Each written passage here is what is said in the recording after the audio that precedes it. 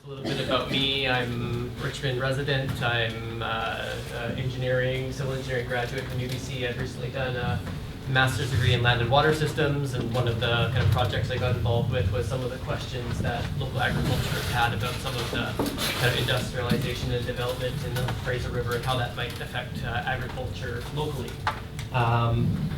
And so this is just a slide presentation I've given in different formats before. It has to do with salinity and how that affects kind of the agricultural water supply. Speak up a bit more. Okay, thanks. So this is just an outline of where I'm going with the presentation. And so we have our lower Fraser River system. We're all pretty familiar with it. We have kind of Delta and Richmond. So these are the two kind of farming communities I've been working with. Both draw the majority of their irrigation water from the lower Fraser River.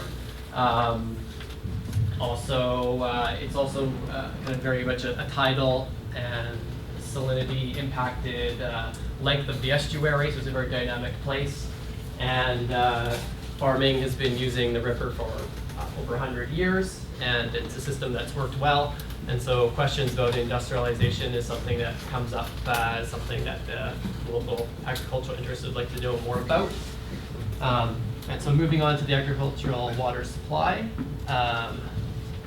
This is actually a projection for what it's going to be in 50 years, but this is over the course of the summer. This is probably April, May through to maybe September, October. And so you see a big peak in the middle of kind of the summer. This is kind of a quantity of water that's used. So this is actually just for Delta alone, but this is kind of all the produce and all of the agriculture, how it seemed to peak. And so the system has to meet that demand curve. The red is actually what cranberries need over the course of at least the summer. So they do need to be watered, and then they actually need a lot of water at harvest time. But that just gives you an example of kind of where, and in terms of what climate change is projected to do, is that in about 50 years' time, it's anticipated that we'll need about 50% more water just to maintain our current rates of crop production. And so the system that we're investing in, that we work with, should be able to hopefully keep up with those demands. And that's just to maintain a current level of crop production. That's not for introducing, bringing more farmland on, or trying to do, bring in other crops. And sticking with the water supply is the Fraser River predominantly, and the water demand, which we just saw, how the water gets from the river to where it's needed in the farmland is through these irrigation intakes. And this is the delta side of the river. You can see Burns Bog. There's actually a few more intakes a little bit farther west. But with the South Fraser Perimeter Road project, because it did impact agriculture, a part of that project had some compensation that was to improve the water supply. And so a larger station was kind of brought up to about 80th Street in Delta, and the idea was that this would be capable of servicing the majority of Delta's agricultural water needs in the future. But this was done at a time, maybe about 8 years ago when they were planning this, and this road has now been up for maybe about almost 2 years now. But not all of Delta's agriculture was included in kind of the design upgrade. Also, there was definitely no investigation of a tunnel coming out or changes to dredging or any of these other types of changes that may occur with kind of these industrialization projects. And this is on the Richmond side of the river. And this is actually from the East Richmond Water Supply Plan. And you can see that Richmond draws some water from the south and also from the north arm. And actually, Richmond has been looking into, again, just what increases of salinity in the river might mean for its agricultural system. And so they're looking at what options might be available to redirect its system to take more water from the north and have the north be the primary feeder for agriculture. But this is, again, is just in East Richmond. And so South Richmond down here, as far as I'm aware, doesn't necessarily have a plan in place. And so if, again, changes to infrastructure are needed and a highway is being proposed to be changed, well, it would be nice to fit fit in for what the long-term ideas are for agriculture in Richmond and the south of Richmond as well. So moving on to the next slide, the salt wedge, and that's let me try to explain this in a simple, slow way. Salt water, we all know, ocean water has salt in it, and salt creates a higher density water. And so if you have the fresh water coming in from the river and the salt water coming in from the ocean, they don't mix right away because these are two different fluids with very different densities. And so the higher density ocean water actually forms a wedge and goes underneath the river water that's coming out through the estuary. And at different times of the year, depending on the river flow, be it the freshet in the spring where there's a lot of snowmelt and runoff through the province, well, there's a lot more fresh water pouring through, and that keeps the salt wedge or the salinity kind of out near Steveston. But then towards the end of the summer, when things dry out across the province, there's less fresh water in the river, and the salt wedge maybe hangs out around New Westminster. But at the same time, there's tides that come up and down twice a day, every day, and so this is kind of a moving phenomenon. And so this has always been there, but with the climate changing that we're aware of, with kind of proposed industrialization and dredging the river, with projections for sea level rise, the farming communities are interested in what all these things mean for their systems, and they're farmers think forward generationally. So if they're investing a lot of money in infrastructure or they're planning, they want to include all of these kind of variables in how they choose to move forward with how they farm. Anyways, this is a typical range of tides in and around the Fraser River. It's about 11 feet. This is just from like a textbook on estuaries and the Fraser River, just with its relationship with flows and tides. It performs a bit more as a kind of, they call it a partially mixed estuary, where the gradients of salt, because of the friction in the bed and the coming and going, it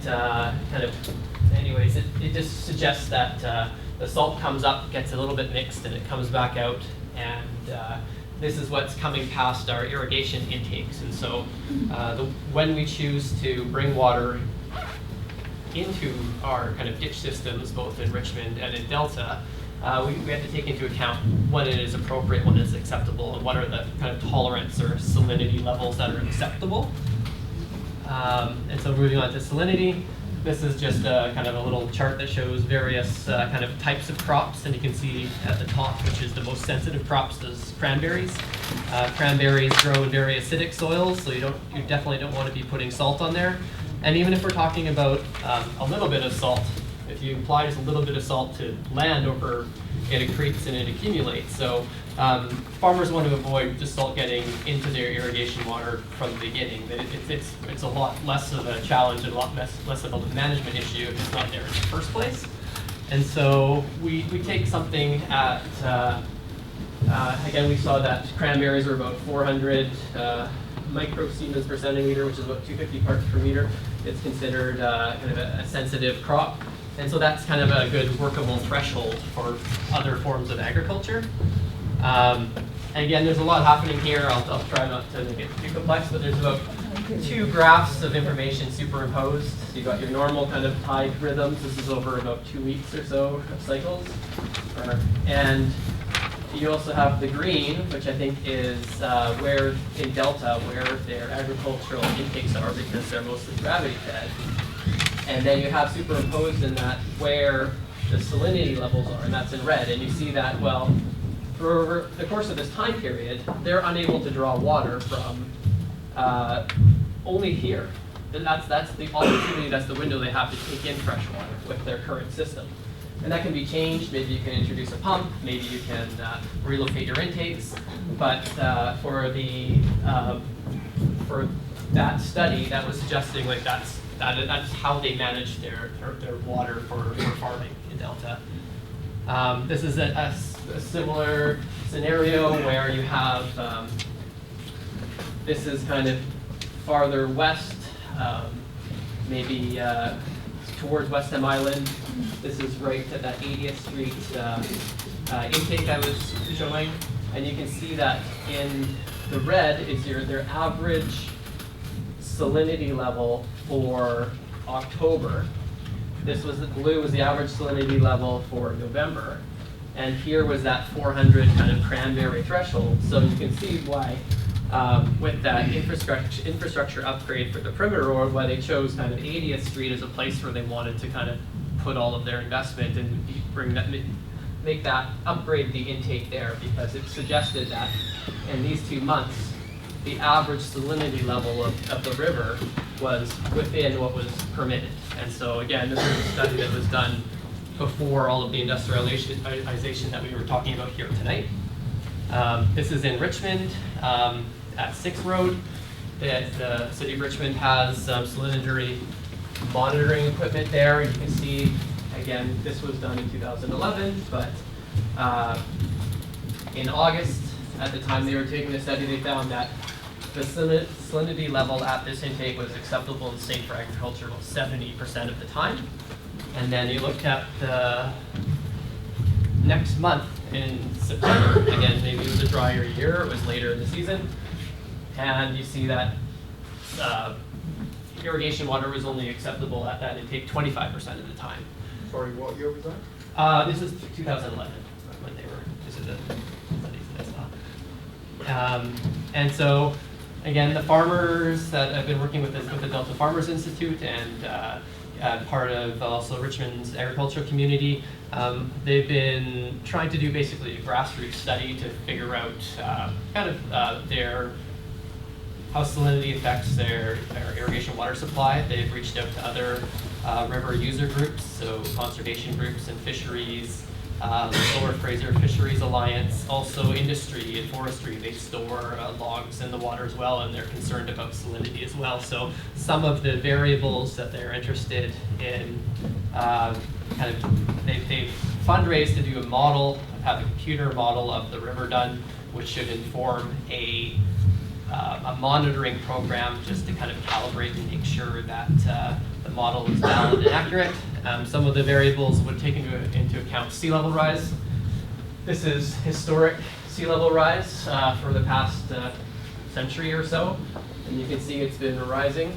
And as of the last 30 years or so, it's actually kind of accelerating. And so I think this represents about a foot a year. And we're, I think, projected to increase the rate that sea level is rising. And so this is the guidance they give for anyone who's building infrastructure that's kind of sea level impacted. And they say that over the next 100 years, you should account for sea level being about 1 meter taller. And again, 2 years out, 200 years from now, another meter on top of that. So we'd like to incorporate these projections into any type of analysis that we do.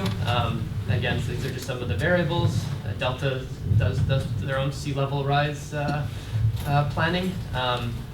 This is the typical hydrograph for the Fraser River. Again, this was from a few years ago, but you can see in red, which was, I think this was maybe in 2012. The green and the blue are the extreme maximums and minimums for the past 100 years of data. But you can see that this is what our river, how it behaves. So in the winter, we've got very little flow, big peak in the summer with all of the snowmelt. And we've got, this is kind of what's projected for climate change, is that where we've had a big pronounced peak, it's actually happening earlier and not as pronounced, and it's probably there's more variability in the rainfall and weather that we're having. Again, I think Eoin mentioned the 11-foot depth, which is the limiting dredging limit for the Fraser River, because that's kind of the depth of where the tunnel is in the river. And so if the tunnel is gone, as proposed with this bridge project, well, it would probably be a little bit deeper than the 11 feet that it's currently been, and the tunnel's been there for 50, 60 years, so it would be a little bit of a change. This is just a cross section of kind of what the tunnel looks like in the Fraser. This is current kind of dredging navigational channel. It goes up there past New Westminster. And part of the depth, to know that, so we have about 11.5 meter depth. Historically, if we didn't do anything, the Fraser River was about 5 meters deep on average. So post-tunnel removal, we've heard different things about what the immediate changes to the dredging would be.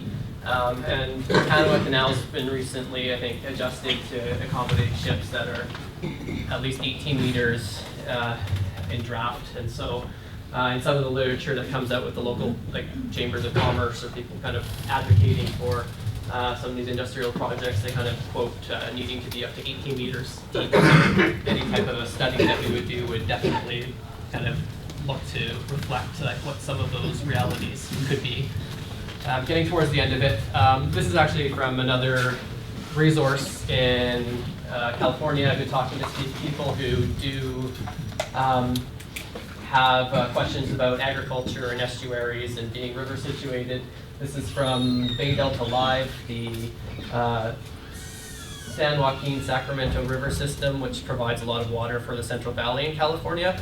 There's an incredible amount of pressure on this river system, and I think about 2/3 of the rainfall that falls in California falls above this particular spot, and 2/3 of the water that's used in California is used below it. So there's a lot of pipelines and conduits, and so this is just some of the technology they use. This is a web-based kind of portal. I think there's 300 monitoring points that populate the data here. It's real time up to the nearest 15 minutes, and so these are examples of what's possible. We probably don't need to rely on something as complicated as that, but it shows that there are resources and opportunities out there to draw some good practices for kind of informing some of what we'd like to see come out of a study. And anyways, there hasn't been a lot of kind of agricultural impact or environmental impact concerns addressed in the kind of current industrialization projects. I don't know when that's supposed to be. They already have a construction date expressed. So I've been working kind of, like I said, on a very kind of grassroots level to try to get some of these things initiated. Like I said, we got the funding for a salinity numerical model, and we're working to get funding for a monitoring program. We're expecting to do about 2 to 3 years worth of kind of in-river monitoring work just to kind of flesh out some of those assumptions that we have here. And again, working with a cross-disciplinary set of various sectors. And this is hopefully just information to all of you. I don't know what's going to happen with all of this. And I think the best case scenario is it suggests that everything is fine. But this is just the agricultural set of questions. There's also, like I said, fisheries, forestry, and many other groups that also have questions about what's happening in the Fraser River. And hopefully there's an opportunity for all of those voices to be heard as well. Thank you for listening.